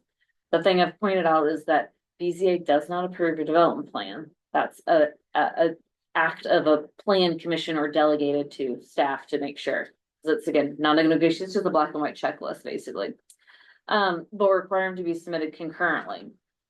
So part of that development plan requirements for commercial SES, they obviously they do not have to obtain stormwater drainage, building permits beforehand. You should not, that was just specified to make sure everybody understands, like that comes later. But it should include a detailed site plan. So, a detailed site plan should be provided for each parcel. And that goes to the BZA at the time for their. In our BZ application, yeah, that's one thing. They can have the application for the development plan, it's just they're not approving it. I was trying to make sure we were, Right, like, don't approve it, that still is Right. not a BZA approval. So for each, again, it's on a parcel level, if there's two adjacent parcels, that can be shown on one, site plan, but property lines and rights of way will be on there.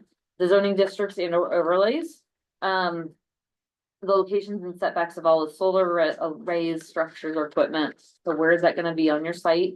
Location of fences, so that's where you'll have that calculation. Locations of any additional screening, ground cover, any of those plantings that were required. And they should show any of the driving areas or like roads that they're putting in. Locations of all floodplains, wetlands, and protected natural resources. And it should show topo. At 2 foot contours, more or less, or 1 foot if it exceeds 5% slope. So those are things on your site plan, so that's where you'll be able to see this fenced area is 49.24 acres, right? It wouldn't be your legal description yet, because we want to make sure we approve it before we necessarily get to the legal description, but you can see exactly on the site where it's gonna be, and that's what they could use for creating those legal descriptions later. it's not having to be complete construction plan. No, we don't so have to have we're construction not documents, so they don't requiring pay that at that point. for all that. But we do need to know where those, again, where fence lines are and that sort of thing. They do need to show any other complaints documentation, so again, are we complying with our height, our glare, all of the other requirements of the UDO? And then other information that is required to show compliance, basically. I'm gonna backtrack, 'cause I didn't Yes. think of it until I saw this. And we're requiring that they put the land back to the same form as far as productivity. Yes. So therefore, shouldn't they have somewhere in this that they're pulling some grid sampling ahead of time? For PK and all the nutrients in the soil? Yes, I had no thought for that one. Because I know- how are we gonna know What what it it was. was prior to? Because that's individually done by the landowner, or, you know, farmers as it is. So I think somewhere in that, we need to have grid sampling provided at the time of application. Okay. Well, or maybe just Or during the prior, process or not somewhere. prior to the application, So just somewhere at the beginning of the Prior to, like, process before they disturb the land. land disturbance. Yes, Yeah. yeah, Can you wouldn't you- want it to be part of the application, there's no point. No. No, not part of that's it, the but cost. somewhere in the beginning of the process, we need to know Okay. the Let's soil put productivity You that- put it in the decommissioning plan, they need to establish the base level. Yeah, in acre increments Okay. as far as. and the do soil you have sampling. some Yeah, it needs verbiage to on that you wanna send me and I Yeah. can kind of be- integrate yeah, it? Need to be an acre increment. Okay,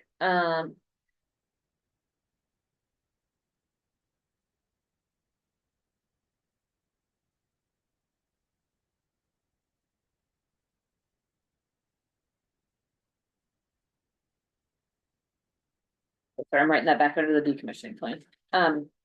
Okay, And you're gonna help with a little bit of language. Yeah. yeah, give me, I mean, I can, Okay. I can kind of integrate that. Okay, Shoot so you an email. sure, perfect. So we talked about development plan, we get a detailed site plan, and then they show us how they comply with everything, you know, again, building height, that sort of thing. Then the special exception, application requirements here.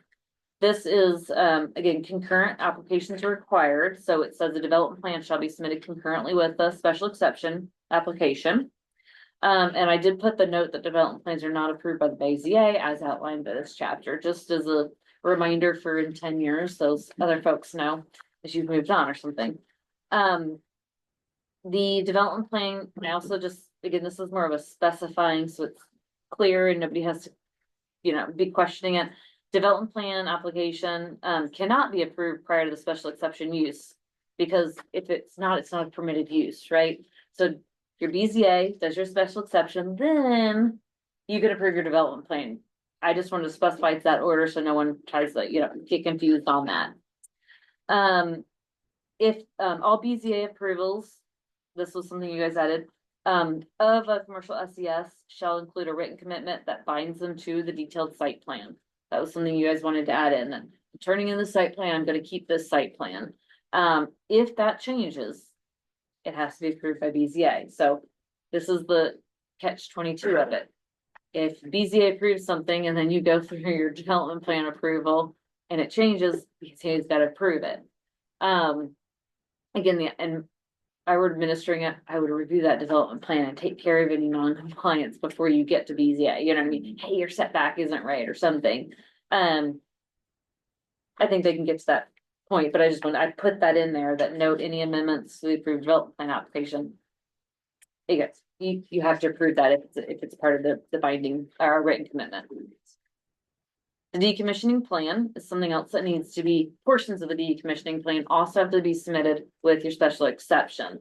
So it says a decommissioning plan is not required to be approved or submitted with the development plan or special exception application. However, basically these things need to go ahead and be included, and at the discretion of the BZA could be included as written commitments of approval. So the site restoration plan, we might want to excluding the boring, like excluding the soil samples. It was more the written portion of like, this is how I'm going to restore. But we don't want them to go through that cost. B is what Warren was referring to, a commitment letter from a bonding agency or an financial institution that can basically just verify that they have the ability to obtain that, right? Yes, you have an ability to obtain a bond that we're requiring. The affidavit of responsibility and then the binding agreement section. So A is more of a text type of thing. B is a letter from somebody else. C is just those landowners as they're signing the application. For special exception, they need to sign another sheet. And then the binding agreement is just some language.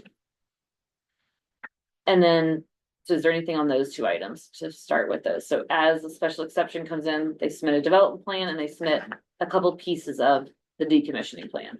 I don't know if I missed it. Who is actually approving the development plan? Is that something that poor Josh and Mike have to do? Yeah, I'm pretty sure, and I don't have the whole ordinance in front of me, so it's a duty of the plan commission, which can be delegated to staff. And there's a process for appealing that to the plan commission instead of BZA if you do it that way. And I'm pretty sure it's staff level approval. Is that correct? Development plans are staff level. But it's very common that there's those approval, I think we even have some language elsewhere that isn't there some language. You we have- can send it to the we planning can commission. hire someone like Oh, and you can subdivision. hire somebody, We can yeah. hire someone to help with that, an engineering engineering firm. firm. Yes. Yeah, it or would somebody help to with show that. them. It would, plans, and we yeah. would definitely need to do that. We would not have that expertise in-house to be able to. The reason we don't send those, and I don't like to send them to planning commissions, because it's not really discretionary. If you meet the setback, you meet the setback, you know what I mean? It's that kind of thing, and when they go to planning commission, it gets a little. Right. It's Mixed also up. very time consuming. Yes. So then the other one that got, this is the one that got switched up. So those two items we just went over, they were tucked into the decommissioning plan and the development plan. I brought them down here when we started to kind of add these procedures for special exception. That was much clearer to say, okay, I'm doing a special exception. I need one and I need two. Okay. So I just brought those over basically and added the commitment letter, from one of the emails. Number II, the consideration of contiguous parcels. That is something that was new from the last committee meeting, so I wanted to point that out. That this is what Warren was referring to. He thought when the last one came through to the BZA, it was a lot to take in and everybody had a hard time kind of grasping where everything was, and that was probably one of the issues, right? It's just hard to get your hands wrapped around it all. And you see one little issue, it kind of derails things. Or one finding a fact that doesn't stick to just this area over here. It kind of makes it a little bit harder to make a decision. So the idea was you turn in one application, right? Because we're only having one public hearing on the whole kit and caboodle. But the plan, or the BZA should look at each of these contiguous areas and do the findings of fact for each of those. So there might be something that applies only on this one that, oh, we do need an additional 50 foot of setback here, or something like that. But we don't need it anywhere else. So the idea, I think, was really to make sure that you guys are, the BZA is looking at those at that kind of level versus like this, I'm looking at a couple thousand acres and it's harder to take in. So hopefully that all those issues can get worked out easier is the idea there. So it's just saying that each of those contiguous areas of land should be considered or should be looked at independently, voted on, and have separate findings of fact for each of those. And that we did specify contiguous area of land is it all parcels that have a common boundary or a parcel line that touch each other, and that if it is separated just by a public road, private road, or right of way, that's considered contiguous. Like we're not gonna, lump it all in. Because let's not get too I mean, the idea is not to go overboard on looking too small scaled on that. Any thoughts on that one? 'Cause that is a new thing. I think It'll be very helpful. the intent was so that it's easier for the BZA to focus versus just getting overwhelmed with, oh my gosh, we have an issue. And then it just kind of, Yeah, we can isolate on one portion of it than looking at everything as a whole. yeah. Okay, so then the other two were just name changes there. Alright, so then we're good with that one. When we go to page 180, Let me back yeah. and send me this thing. We've done have a good job here under V52, whatever.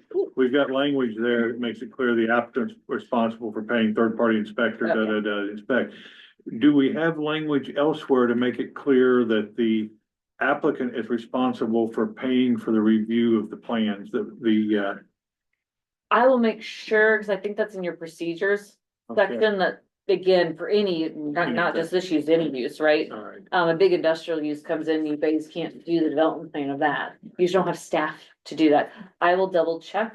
It might not hurt to just actually Yeah. put it in this section so it's aware of going in that Okay, we'll hire. I agree with Warren, even if it's redundant. I'll take that same language though and just Yeah. use it, Yes, that's same right. language. On that same topic, I felt like you guys had a short window of time to review a lot of acres.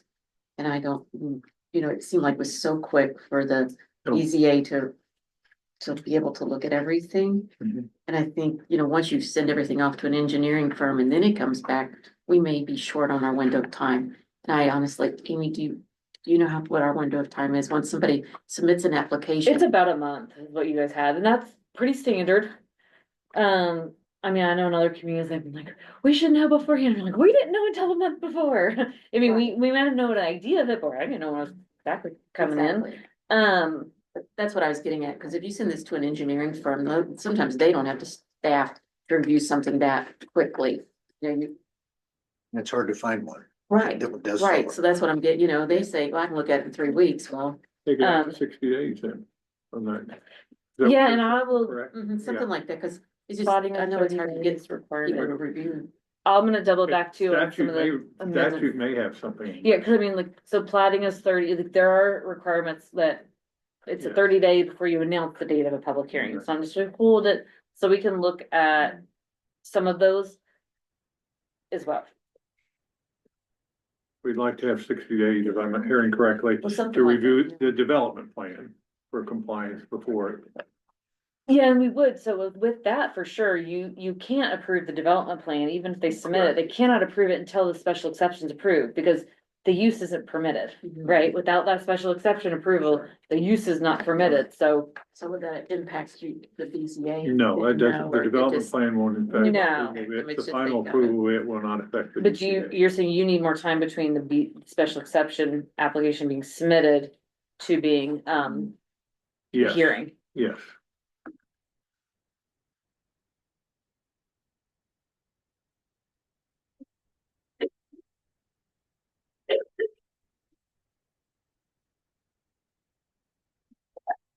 Yeah, I think you can. work with Right, and I 60 days. assume it's not Mhm. considered submitted until it's been accepted in its entirety by the.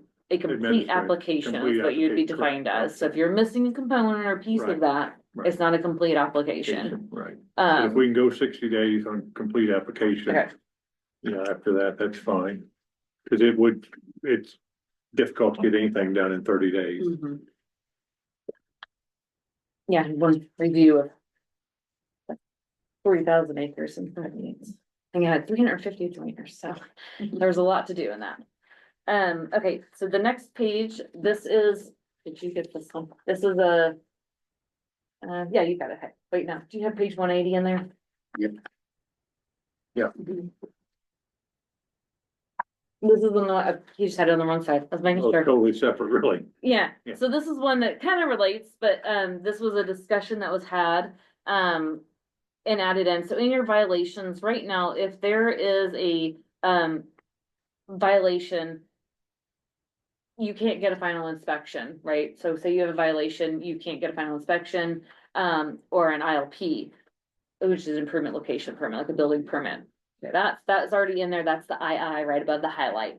This new one was basically saying that also, if you have a violation, we're adding in the PC approvals and BZA approvals. So it doesn't directly relate to this necessarily, but we're gonna go ahead and address this.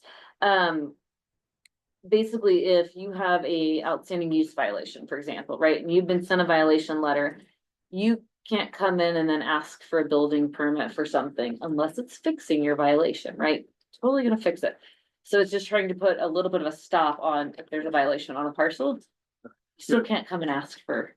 There's a possibility at some point this could be connected to solar, but the Yes, portion it of could making the change has absolutely nothing to do with solar. It has more, let me describe a situation that came up recently, and you might have some area. For example, if there are double wide mobile homes being stored where they're not supposed to be stored on property out here in the county.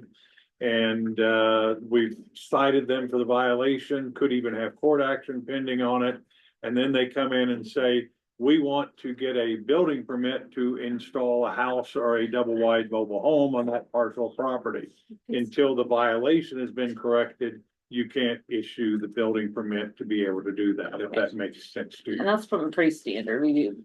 So you're saying the violation by. Unless they would correct the violation. Unless the approval remedies the violation. Remedy the So the violation. violation, you talking about the owners of the property or the Yes. owners of the solar, let's say? No, this has nothing to do. I I know, mean, it could have. I know, but I'm just saying using It's that really more example. broad than that.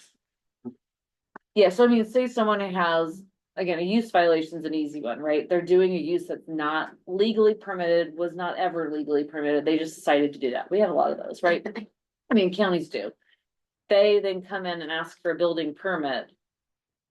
Well, you already have we've sent you a violation notice, yeah, you could have either, your attorney could have filed some action against them. But then they come in and ask for a building permit. Right now, you have to issue the building permit. But is If it it on this complies. particular property or any property they might own? This No, particular- it's this just on that particular parcel, yeah. property, That parcel, it's limited to the parcel. On the same It parcel. Shall be issued for a parcel if there's an outstanding violation. Yeah. Another key example is they have, 2 acres and they've got 30 abandoned cars sitting over in one corner of it. And they want a building permit to build a house until the violation is taken care of. They've been cited for the 30 abandoned cars. We won't issue a building permit for the house. Yeah, I had Gives one A put up little bit billboards. more on in it. teeth on the enforcement I'm not side. giving you a of building permit until you take your billboards down.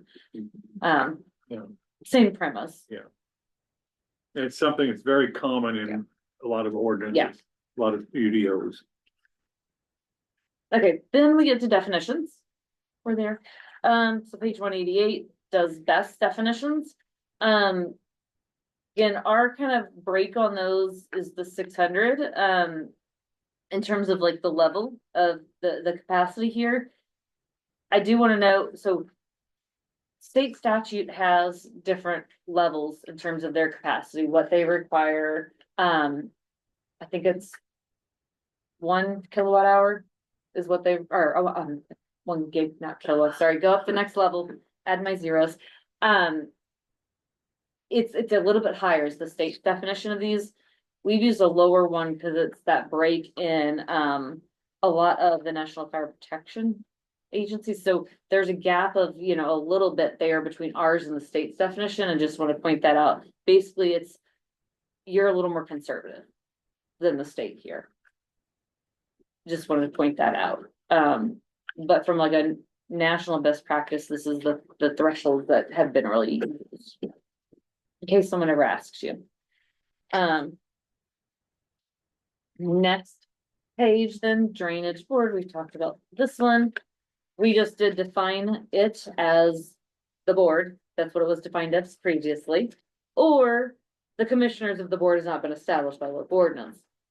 We discussed if we add this or not, it still is the same answer, because they have an ordinance saying so. So we're just defining it for easier to find for folks. Okay, then on 213. We just did a little bit of a further clarification of accessory solar energy system, and it's just, again, where the energy is produced, where energy produced is intended primarily for on-site use. And then we did define that BESS is considered a separate use, so it's not considered the same thing. And kind of in that same vein, at the top of 214, commercial SES, we added in where the energy produced is intended primarily for off-site use. So again, where we really shipping that. And it may include the solar collector devices, the equipment, other related accessory structures and buildings. Put some including light reflectors, conductors, all of these different transmission lines, other structures, and then BESS is not considered.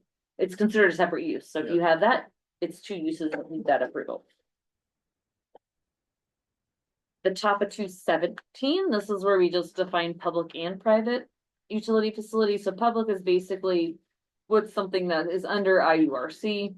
Private is something that's not under IURC, but it also does not include uses that are separately defined by our UDO, such as commercial solar, BESS, and wind. So trying to make sure we're covering some of those others. There's really not a lot of these out there, so. And that's the end of this and the end of the list I had from things from Warren's email. Any further thoughts from board members?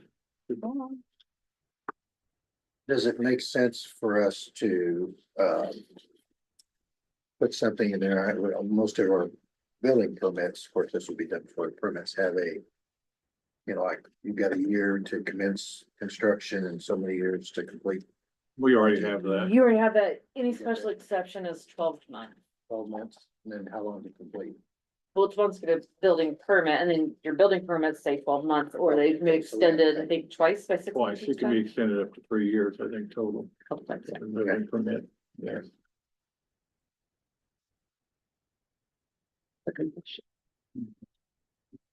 And are you comfortable, as long as we make changes on the bonding language and a couple of these other minor language changes? Can we move forward with those without having to bring it back here for further consideration? Are you You comfortable? should go straight to a public hearing, Yes. so it'll come back to you, just not in a, It'll come back after the public hearing to us, but can we move to the public hearing without having to look at this again? public hearing will be before planning commission. Right, Right. right. Okay. No need to come back here again, though, for these 2 or 3 small changes that we're gonna make. Oh, right, like That's no right. need to just have another Another talk through. talk through. So we can get copies of that. Yes, so copies would be provided to everyone on that, and it will be, once it's in that form, and we have some idea when we're scheduling a public hearing, it will go online for access as well. And, then, we would have a period of time, it's always in the public notices. We accept written comments as well that they can drop off and so forth. There's a whole procedure that's laid out for that. I don't see any reason why you can't move on. Okay. All right, I'd entertain a motion then that we move forward with, I'll make a So- motion that we move forward. Is your intent probably June meeting? you probably, yeah. And then if you do it Yeah. before July, you don't have to worry about the extra notices. It's not like it's anything, you just have to do an extra notice on some of these If you things. wanna have a separate meeting for this along with other stuff. that Oh, could be just on- special. Yes, we'll have just strictly the public hearing for this and this will be, all that'll be it. Okay, yeah, cause there's other stuff coming up. Yeah, You'll have a special meeting for this. yeah, we'll have this regular scheduled, call a special meeting for other stuff, depending on what we have. Either way, we can see which way works best for us. I'll second Mr. Wynn's motion. Any further discussion? All those in favor? Opposed? Okay, I'll get those changes made and sent back out to, usually just send to Warren and David, and then he gets them out to you guys. That works. Other minor that's not on our agenda this evening, we're not making any decision on it. We have had quite a bit of issues with, mail being slow, and when we've done certain variances, it's came up more at the BZA level that, people are not receiving the notice before we have the meeting. Right now, we require it has to be, postmarked 10 days ahead of time. State statute requires that. We can go longer It than actually that. just requires a legal ad, actually. Oh, you're right, we can go to a 15 days on wanting the green cards mailed out instead of 10. And I just got all we business have to card do is at our next plan commission meeting, have that for consideration on our agenda. And it's not an ordinance change, it's just part of our procedure, so, and BZA could do the same. That would give people extra time to be sure they receive the notice, so. Anyone else have anything I else? think, I don't remember in your rules, you can check too, one thing is like, you are required to certified, like the green cards. One way to sometimes get it to them faster is just to do certificate of mailing. Mhm. So it's the white and green card. It's basically says, I brought a letter We that says. accept it, I thought you we did prefer the certificate. green card, but we accept the. Yes. Those I still think get a little faster, Yes. especially if you have like, was in another one where we had 350 adjoining property on, and they did send them certified. And the one mail carrier is like, I don't know how you think I'm getting these things delivered. Like, it was gonna take me a couple weeks, cause they had to go to 350 houses, you know, to get the signatures, and it was all within a couple of mail carriers, so. that And became an again, issue. before we adjourn, I want to, thank everyone and the public as well as far as the input that we've received. And, those of you that have taken time to submit things in writing, those have been looked at and so forth, and appreciate all the work that the, plan commission members have put into this. So I appreciate motion to adjourn for the evening. I'll make a motion. Second. All in favor? Aye. Thank you. Yeah, no problem. See you Thursday.